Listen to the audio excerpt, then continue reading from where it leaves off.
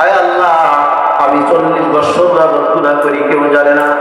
রব্বুল আলামিন আমার মা তো জানে না, আমার বাবাও জানে না। যদি আমার বাবা মা জানতো আমাকে বাড়ি থেকে বের করে দিত। রব্বুল আলামিন আমার বিবিও তো জানে না, যদি আমার বিবি জানতো আমাকে কাঠ থেকে লাথি দিয়ে ফেলে দিত। রব্বুল আলামিন আমার সন্তানরাও কেউ জানে না। আয় আল্লাহ, আরশে আজিমের মালিক, আমি এত বড় গুনাহগার, তুমি ছাড়া তো কেউ জানে না। রব্বুল আলামিন আজকে দরবারে যদি আমি বের হয়ে যাই, আয় আল্লাহ, তোমার পয়গম্বর মুসা এবং বনী ইসরাঈলের কাছে আমি বড় কলঙ্কিত হয়ে যাব। আয় আল্লাহ, আমার গুনাহ কি তুমি মাফ করবে না? আরশে আজিমের মালিক, তুমি না গফফার, তুমি না রহমান, তুমি না সত্তার। রব্বুল আলামিন, তুমি না রহমানুর রহিম। আয় আল্লাহ, তুমি আমার গুনাহটা একটু মাফ করে দাও না আল্লাহ। আয় আল্লাহ, আমি তো কাঁদতেও পারি না, আমি কিভাবে মজলিস থেকে উঠবো? আয় আল্লাহ, যদি তুমি আমাকে মাফ না করো, রব্বুল আলামিন জাহান্নামের আগুনে তুমি আমাকে কিভাবে পোড়া দেবে আল্লাহ? আয় আল্লাহ, জাহান্নামের আগুন তো আমি সহ্য করতে পারবো না। দুনিয়ার কেউ না জানলো, রব্বুল আলামিন আপনি তো জানেন আমি গুনাহগার। আয় আল্লাহ, আমার গুনাহটা আপনি মাফ করবেন আল্লাহ। আপনার কুদরতি পায়ে আমি ক্ষমা ভিক্ষাছি আল্লাহ, আপনি আমাকে মাফ করে দেন রব্বুল আলামিন। যদি কোনো সন্তান অন্যায় করে মার কাছে যদি মাপ চায়, বাবার কাছে যদি মাপ চায়, ওই মা তো নিজেকে সহ্য করতে পারে না আল্লাহ। আয় আল্লাহ, বাবাও তার সহ্য করতে পারে না। বাবা তার সন্তানকে বুকে জড়ায় না, আর বলে আয় আয়, যা তুই অন্যায় করছিস সব আমি মাফ করে দিলাম।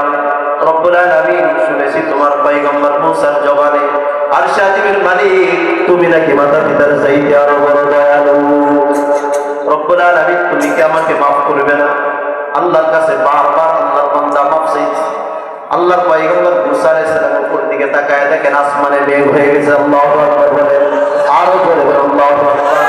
আল্লাহর পয়গম্বর আসমানের দিকে তাকায় দেখেন পুরো আসমান মেঘে ভরে গেছে, কালো মেঘ করেছে। আসমানের মেঘের মধ্যে গর্জন শুরু হয়ে গেছে, বিজলিগুলো চমকাইতেছে, বৃষ্টি বর্ষণ শুরু হয়ে গেল। আল্লাহর পয়গম্বর মুসা আল্লাহ রাব্বুল আলামিনের দরবারে দরখাস্ত করেন, রব্বুল আলামিন, বৃষ্টি যে শুরু হয়ে গেল, আপনি তো বললেন বৃষ্টি বর্ষণ হবে না। নাফরমান বান্দা এই মজলিস থেকে যতক্ষণ পর্যন্ত না উঠবে, আরশে আজিমের মালিক, এই মজলিস থেকে কেউ তো উঠলো না, সবাই তো বসে আছে, একজনও তো উঠলো না। তাহলে কি আপনি আমাকে আমার জাতির সামনে অপমানিত করবেন, কলঙ্কিত করবেন? তার কারণ বনী ইসরাঈল মনে করবে মুসা যেই কথা বললে নাফরমান যতক্ষণ পর্যন্ত বের না হয়ে যাবে ততক্ষণ পর্যন্ত বৃষ্টি বর্ষণ হবে না। ও মুসা, দরবার থেকে কেউ তো উঠলো না, তাহলে তুমি কিভাবে বললে নাফরমান গুনাহগার বান্দা আছে এখানে? ও মুসা, তোমার কথা ঠিক নেই, কথা আমার জাতি বলে ফেলবে। রব্বুল আলামিন, আপনার কাছে আমি দরখাস্ত জানাই, রব্বুল আলামিন, আপনি বললেন বৃষ্টি বর্ষণ বন্ধ, আবার এখন কেন বৃষ্টি দিলেন? ব্যাপারটা কি? আল্লাহ রব্বুল আলামিন জানায় দেন মুসা রে, যেই লোকটার জন্য আমি বৃষ্টি বন্ধ রেখেছিলাম, ওই ব্যক্তির জন্য, আমার এই বান্দার জন্য আবার আমি বৃষ্টি দিয়ে দিলাম। আল্লাহু আকবার, আমার এই বান্দার জন্য আবার আমি বৃষ্টি দিলাম। তার কারণ আমার বান্দা যখন আমার রব্বুল আলামিনের আলিশান দরবারে যখন তওবা করেছে, গফফার নাম যখন ডাক দিয়েছে, আমি সত্তার যখন এই নামে ডাক দিয়েছে, তখন রব্বুল আলামিন আমি আর নিজেকে সহ্য করতে পারি নাই। আমি রব্বুল আলামিনের রহমতের দয়া মায়ের সাগরের মধ্যে জোশ ফিরেছে, যেমন যমুনার পানি, যেমন নদীর পানির মধ্যে যখন জোয়ার ভাটা হয়, তখন যমুনার পানি নদীর পানির মধ্যে যেমন জোয়ার এসে যায়, আমার গুনাহগার বান্দা যখন আমি রব্বুল আলামিনের দরবারে তওবা করে, তার দিল লাগায় যখন তওবা করে, আমি রব্বুল আলামিন আমার দয়া আর মায়ার সাগরের মধ্যে জোশ এসে যায়, আমি আমার বান্দাকে মাফ করে দেই, আমি আমার বান্দার গুনাহগুলো মাফ করে দিই। যেই ব্যক্তির কারণে আল্লাহ পাক বৃষ্টি বর্ষণ করা বন্ধ রেখেছিলেন, আল্লাহ পাক সেই ব্যক্তির খালেস তওবা করার কারণে আবার আল্লাহ পাক বৃষ্টি দিয়ে দিলেন। সুবহানাল্লাহ। আমার ভাইরা, আমাদের উপর যে মুসিবতগুলো আসে, এটা আমাদের গুনাহর কারণে। ওমা আসাবা মিন মুসিবাতিন ফাবিমা কাসাবাত আইদিন নাস, তোমাদের উপরে যত মুসিবত আসে এটা তোমাদের হাতের কামাই, এটা আপনার আমার হাতের কামাই। তবে আল্লাহ পাক মুসিবত দিয়ে আপনাকে আমাকে সতর্ক করতে চান যে বান্দা সতর্ক হও, গুনাহ ছেড়ে দাও, নাফরমানি আর করো না। কত নাফরমানি করেছো, চোখের পানিটা ছেড়ে দাও, আল্লাহর কাছে মাফ চাও, আমি রব্বুল আলামিন তোমার সব গুনাহ মাফ করে দেব। আল্লাহ রব্বুল আলামিন সূরা আলে ইমরানের কারিমার মধ্যে আল্লাহ রাব্বুল আলামিন বলেন ওয়াল্লাযীনা ইযা ফাআলু ফাহিশাতান আও যালামু আনফুসাহুম যাকারুল্লাহ। ওই সকল লোকেরা যারা অন্যায় অপকর্ম করেছে, যারা গুনাহ করেছে অথবা নিজেদের উপর জুলুম করেছে, নিজেকে দরকার ছিল নামাজ উঠার, নামাজ পড়ে নাই, ইবাদত করার দরকার ছিল, ইবাদত করে নাই, বলেন এটা জুলুম কিনা? জোরে বলেন। জুলুম করা হয় যেই জিনিস যেখানে করা দরকার সেখানে সেই কাজটা করা, যেখানে যেই সময় যে ইবাদত করা দরকার সেই ইবাদত করা। যুবক যখন যুবক হয়েছে, প্রাপ্তবয়স্ক হয়েছে, এখন আল্লাহ রাব্বুল আলামিনের পক্ষ থেকে বিধান হলো তার উপর নামাজ। আমার যুবক ভাই যদি নামাজে না দাঁড়ায় তাহলে সে নিজের উপর জুলুম করলো। আল্লাহ রাব্বুল আলামিন বলেন ওয়াল্লাযীনা ইযা ফাআলু ফাহিশাতান, তারা অশ্লীল কাজ করে এবং জুলুম করে তাদের নিজেদের উপরে। এরপরে যখন আল্লাহ পাককে স্মরণ করে, গভীর রজনীতে যখন আল্লাহ পাককে ডাক দেয়, আরশে আজিমের মালিক আমি গুনাহ করেছি, নামাজ পড়ি নাই, আল্লাহ আমার জীবনের একটা বৃহত্তর সময় পার হয়ে গেছে, আল্লাহ আমার জীবনে এমন পার্থক্য এসে গেছে, রব্বুল আলামিন জীবনে কত ভালো কাজগুলো করে, অন্যায় অপকর্ম কত করেছে, তোমার দরবারে মাফ চাই, আমাকে মাফ করে দাও।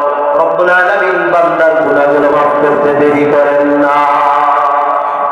আমার ভাইরা হাসরের ময়দানে আল্লাহ রাব্বুল আলামিন বান্দাকে ডেকে বলবেন, বান্দারে তুমি যে আমার জন্য কেঁদেছো, তোমার কাছে কি কোনো সাক্ষী প্রমাণ আছে নাকি? আল্লাহর বান্দা বলবে, আল্লাহ আমার তো কোনো সাক্ষী নাই, আমি তোমার ভয়ে, তোমার জাহান্নামের ভয়ে ক্রন্দন করেছি, আমার কোনো সাক্ষী নাই। আল্লাহ আমি যে তওবা করেছি আমার তো কোনো সাক্ষী নেই, আপনি ছাড়া আমার আর কোনো সাক্ষী নাই। আল্লাহ রাব্বুল আলামিনের দরবারে তখন মানুষের চোখের পলক দ্বারা বলবে, রব্বুল আলামিন আপনার বান্দার আমি সাক্ষী, আপনার বান্দা আপনার জাহান্নামের ভয়ে ক্রন্দন করেছে। আমার ভাইরা বলবেন চোখের পলক কিভাবে সাক্ষী দিবে? আল্লাহ রাব্বুল আলামিন কোরআনে কারীমের মধ্যে বলবেন, ইরশাদ করেন ওয়াকালু লিজুলুদিহিম লিমা শাহিদতুম আলাইনা ক্বালু আনতাকানাল্লাহুল্লাযী আনতাকা কুল্লা শাই। আল্লাহু আকবার বলেন। আল্লাহ রাব্বুল আলামিনের কাছে চোখের পলক বলবে, রব্বুল আলামিন তুমি দুনিয়ার সমস্ত মাখলুককে যেই কথা বলার শক্তি দিয়েছিলা, আল্লাহ আমি তো তোমার একটা মাখলুক, কাজী তোমার বান্দা তোমার ভয়ে কেঁদেছে, আরশে আজিমের মালিক তোমার বান্দা জাহান্নামের ভয়ে চোখের পানি জড়াইছে, কেউ সাক্ষী না হলেও তোমার বান্দার চোখের পানি দিয়ে আমি চোখের পলক একটু ভিজেছি, আমি তোমার বান্দার জন্য কেউ সাক্ষী না থাকলেও আমি সাক্ষী হয়ে গেলাম। তোমার বান্দার জন্য কেউ সাক্ষী না থাকলে তার চোখের পলক আমাকে যে তোমার ভয়ে, জাহান্নামের ভয়ে, দোজখের ভয়ে আমি পলককে যে ভিজাইছে, এই ভিজানের কারণে আমি তার জন্য সাক্ষী হয়ে গেলাম। সুবহানাল্লাহ। আমার ভাইরা তওবা করতে দেরি করতে নাই, একটাই এই বিষয়টাই আলোচনা। তওবা করতে আমরা দেরি করব না, গুনাহ হয়ে গেছে আর দেরি করেন না, তাড়াতাড়ি তওবা। তার কারণ কোন সময় মৃত্যু এসে যায় বলা যায় না, খাটিয়ে দিলে তওবা করে অন্যায় কম হয় না। যুবক ভাই, ফেসবুকে অন্যায় কম হয় না। আমার বাবাজি শরীরের চামড়া এখন ঘোষ হয়ে গেছে, চোখে কম দেখে, দাড়িগুলো পেকে গেছে, চুলগুলো পেকে গেছে, আর হুজুরদের কথা শুনবেন না, হাদিস কোরআনের কথা শুনবেন না, যাবেন কোথায়? কিছু মানুষ আছে হুজুররা বারবার সতর্ক করে কিন্তু আমরা সতর্ক হই না, বলেন ঠিক না ঠিক? সতর্ক তারা বলে আরে হুজুররা তো বলবে, নামাজের কথা তো বলবে, তাদের কথাকে আমরা ব্যবহার করে চলতেছি, গুরুত্ব দিচ্ছি না, অথচ গুরুত্ব দেওয়া কতটুকু এই মজলিসেও আছে। এখান থেকে উঠে যা বলবে আরে হুজুররা তো বলবেই, তওবা করতে, সুদ ছাড়তে, নামাজ পড়তে, নামাজ যেন না আসতে বলবেই তো, সব কথা কি শোনা যায়? পাশে হোটেলে চাষ করে যাবো, আগে সিগারেটটাতে বিড়িটাতে টান দেবে, আছে না নাই বলে? আরে না, হুজুরের কথা আগে দুটো টান দেবে, আছে এরকম ভাই। হাতে ধরে বলি, পায়ে ধরে বলি, এত অহমিকে দেখেন, এই দাম্ভিকতা থাকবে না, থাকবে থাকবে না। অহংকার আর দাম্ভিকতা সব চূর্ণ বিচূর্ণ হয়ে যাবে যখন মৃত্যু আপনার সামনে এসে দাঁড়াবে।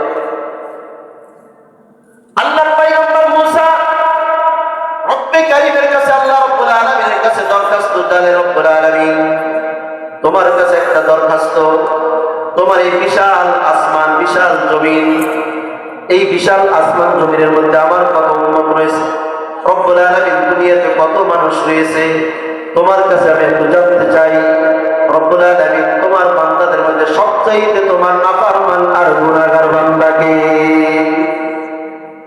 আল্লাহ পয়গম্বর মুসা যখন আল্লাহ রব্বুল আলামিনের কাছে দরখাস্ত জানালেন, রব্বুল আলামিন আপনার বান্দাদের মধ্যে সবচাইতে নাফরমান কে? আপনারা শুনবেন, নিজের বলেন সবচাইতে নাফরমান বান্দা কে, গুনাহগার বান্দা কে? মুসা আলাইহিস সালাম আল্লাহর কাছে দরখাস্ত জানাইলেন। হযরত মুসা আলাইহিস সালাম রব্বুল আলামিন জানাই দিলেন, মুসা আগামীকাল ভোরবেলায় যখন ওই যে তুর পাহাড়ের পাদদেশ ঘিরে যে রাস্তাটা রয়েছে, ওই রাস্তার পাশে দাঁড়াইবে যেই লোকটা তুর পাহাড়ের দিকে যায়, আমার বান্দাদের মধ্যে সবচাইতে নাফরমান আর গুনাহগার বান্দা হলো সে। হযরত মুসা আলাইহিস সালাম পরের দিন সকালবেলায় তার নির্ধারিত জায়গায় রাস্তার পাশে অবস্থান করতেছেন, আল্লাহর নাফরমান বান্দা দেখবেন। হযরত মুসা নির্ধারিত সময়ে যখন দাঁড়িয়েছে, এমন সময় দেখে একজন বয়োবৃদ্ধ মানুষ রাস্তা দিয়ে যায়। মুসা আলাইহিস সালাম আগায় গেলেন, দেখলেন আল্লাহর এক বান্দা বয়স হয়ে গেছে, কিন্তু লোকটা গুনাহ ছাড়ে না, চোখের পানি ছেড়ে মুসা আলাইহিস সালাম কিছুক্ষণ কাঁদলেন। আরে আল্লাহর বান্দা, তোমার শরীরের চামড়া গোছ হয়ে গেছে, তোমার এখন বার্ধক্য এসে গেছে, এখনো কি তোমার ভিতরে আল্লাহর ভয় নাই? রব্বুল আলামিন তোমার এত বড় নাফরমান বান্দা, তুমি জানাই দিলে এটাই হলো সবচাইতে বড় নাফরমান।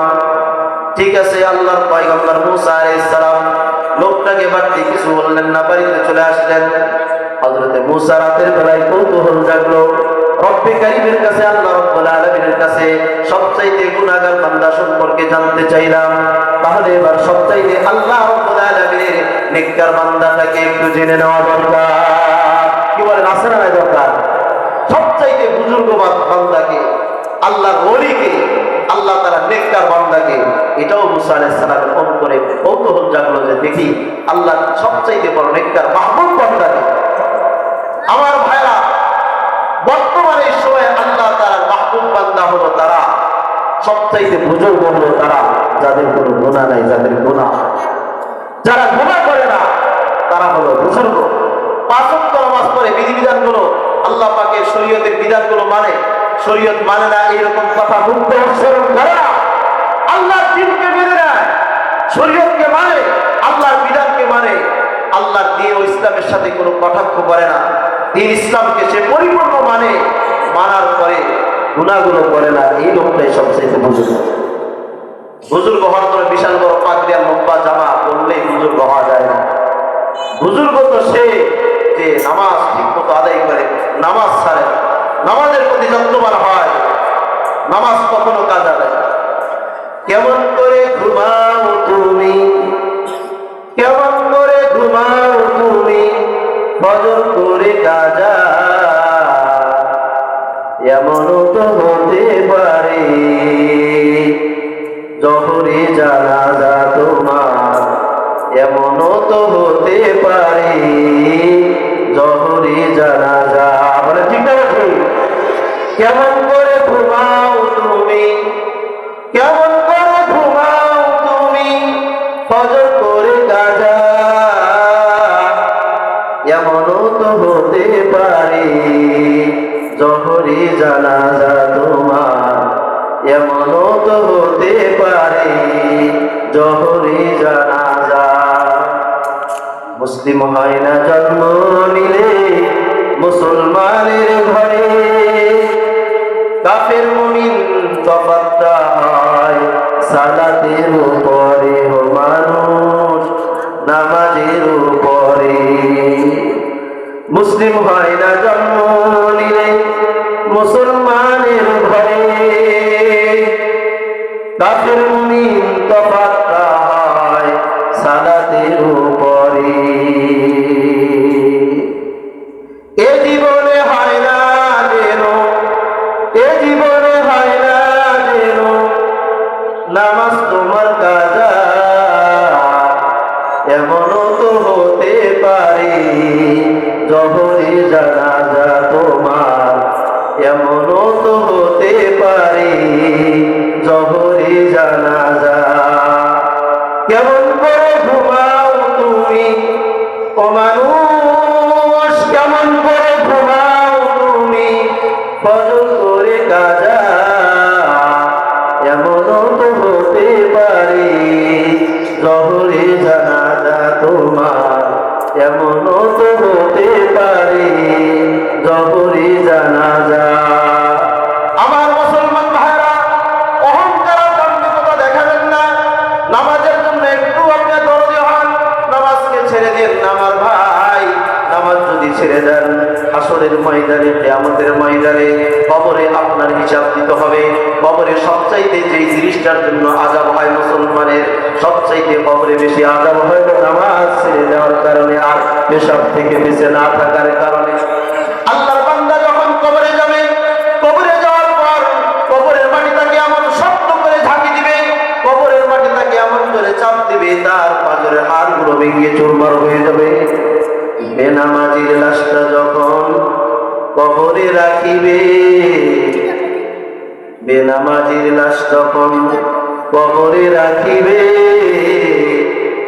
মাটির চাপে পাঁজরের হাড় ভাঙিবে তখন, মাটির চাপে পাঁজরের হাড় ভাঙিবে তখন। বিষাক্ত সাপের সবল, বিষাক্ত সাপের সবল, বেনামাজির সাজা। এমনও তো হতে পারে জহরে জানাজা তোমার, এমনও তো হতে পারে জহরে জানাজা। মানে ঠিক না ঠিক? আমার ভাইরা, জহরে জানাজা হতে পারে। মুয়াজ্জিন মসজিদ থেকে ঘোষণা করলো নামাজের সময় হয়ে গেছে, কিছুক্ষণ পর নামাজের পরে জানাজা শুরু হয়ে যাবে।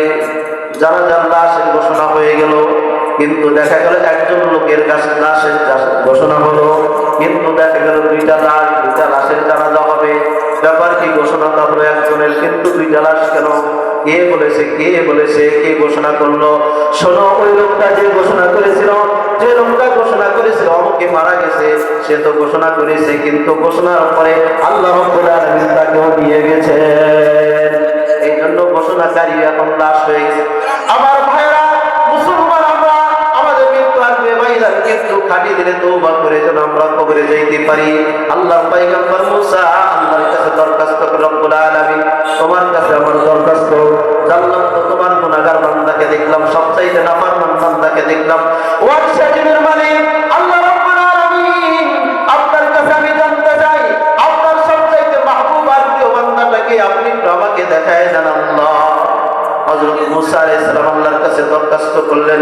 আল্লাহ রাব্বুল আলামিন মুসাকে জানায় দিলেন, মুসা রে, আজকে যদি আমার মাহবুব বান্দা দেখতে চাও, তাহলে আজকে সন্ধ্যাবেলায় যখন সূর্য অস্তমিত হয়ে যাবে, ওই সময় আমার এক বান্দাকে দেখবে। ওই বান্দাটা হলো আমি রব্বুল আলামিনের সবচাইতে মাহবুব আর প্রিয় বান্দা। সুবহানাল্লাহ বলে। হযরত মুসা আলাইহিস সালাম সকাল করলেন। আমার ভাইরা, সকাল পেরিয়ে যখন দুপুর আসলো, দুপুর পেরিয়ে যখন সন্ধ্যা হয়ে যায়, মুসা আলাইহিস সালাম দূর পর্বতের সেই নির্ধারিত জায়গায় তিনি অবস্থান করতে লাগলেন। কিন্তু আল্লাহর বান্দা এখনো কেউ আসে না। ওই আল্লাহ রাব্বুল আলামিন যে বললেন এখন একজন বান্দা আসবে সুস্থ, সূর্য অস্তমিত হওয়ার সময় পশ্চিম দিকে তাকায় হযরত মুসা দেখে আল্লাহ রাব্বুল আলামিনের মাখলুক সূর্য অস্তমিত হয়ে যায়, কিন্তু আল্লাহর বান্দা তো এখনো দেখা যায় না। আল্লাহর পয়গম্বর মুসা দূর পর্বতের দিকে তাকাইলেন, তাকানোর পরে দেখেন আল্লাহ তাআলার একজন বান্দা আসতেছে, সাথে তার একটা ছোট অবুঝ বাচ্চা রয়েছে। হযরত মুসা আলাইহিস সালাম আল্লাহর মাহবুব বান্দার সাথে সাক্ষাতের জন্য আগায় গেলেন। আগায় যাওয়ার পরে দেখলেন ওই লোকটা, যে লোকটাকে গতকাল দেখেছিল সবচাইতে বড় নাফরমান, আজকে দেখেন তার শিশু সহ ওই বান্দাটাই আল্লাহর সবচাইতে মাহবুব। আল্লাহু আকবার বলেন। আল্লাহর পয়গম্বর মুসা আলাইহিস সালামের কাছে আল্লাহ রাব্বুল আলামিনের কাছে জিজ্ঞাসা করলেন, রব্বুল আলামিন ব্যাপার বুঝলাম না, যেই লোকটা গতকাল ছিল সবচাইতে বড় নাফরমান, আজকে সেই লোকটা আপনার এত মাহবুব আর আপনার এত প্রিয় হলো কিভাবে, আমি জানতে চাই। রব্বুল আলামিন আপনি কি আমাকে জানাইবেন না কারণটা কি? রব্বুল আলামিন আপনার এত মাহবুব হলো কিভাবে, আপনার এত প্রিয় বান্দা হলো কিভাবে, আল্লাহ জানায় দেন। আল্লাহ ডেকে বলেন, মুসা রে, আমার বলা দরকার নেই, আমার বান্দাকে জিজ্ঞাসা করো। আল্লাহর পয়গম্বর মুসা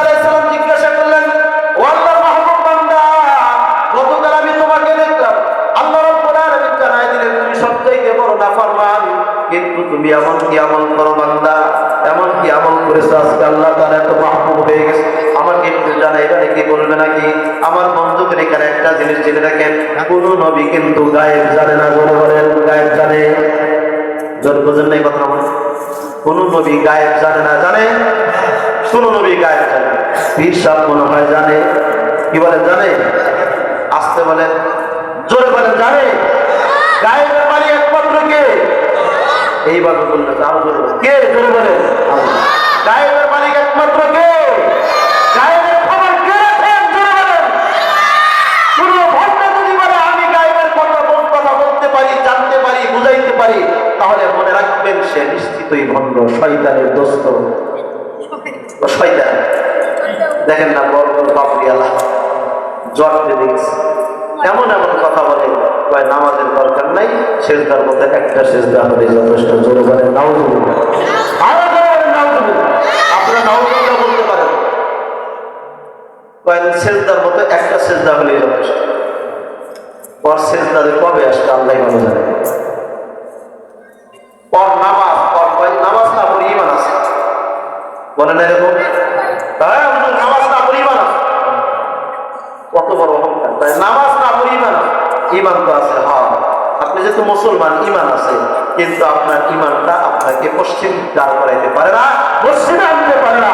যেই ঈমান আপনাকে মসজিদে আনতে পারে না, যেই ঈমানের বদৌলতে আপনি হক কথা বোঝার চেষ্টা করেন না, সেই ঈমান দ্বারা জান্নাত পাবেন এই আশাও করেন না।